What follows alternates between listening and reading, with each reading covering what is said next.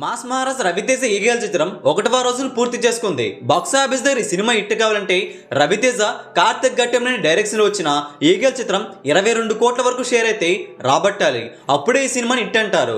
Day 1 box office దగ్గర ఎంత recovery జరిగిందో తెలుసుకుందాం పదండి. చిన్న రిక్వెస్ట్ ఏంటంటే ఈ వీడియో అందరికీ తెలిసేలా లైక్ చేయండి, షేర్ కూడా చేసేయండి. రవితేజ అభిమానులు ఈగల్ చిత్రం 1000కి పైన స్క్రీన్స్ లో గ్రాండ్ గా రిలీజ్ అయిన చిత్రం. మార్నింగ్ షోల కంటే ఈవినింగ్ షోలో గ్రోత్ అయితే పెరగడం విశేషం.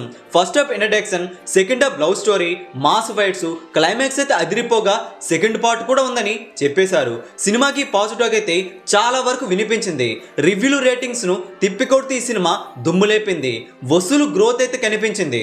మార్నింగ్ షోలో జోరు చూసి ట్రేడ్ అయితే ఈ సినిమాకు 3 కోట్ల వసూలు వస్తే గొప్ప అనుకున్నారు. ఈవినింగ్ మరియు నైట్ షోలకి అయితే భారీగా ఆఫ్లైన్ లో కూడా గ్రోత్ కనపరిచింది. హౌస్ఫుల్ బోర్డ్స్ కూడా ఈ సినిమాకి దర్శనమిచ్చాయి. ట్రేడ్ లెక్కలను భారీగా దాటేసింది రవితేజ ఈగల్ చిత్రం అఫీషియల్ గా. సినిమాకి కొందరు ఇచ్చిన నెగిటివ్ రివ్యూలను కంప్లీట్గా తిప్పికొట్టేసింది.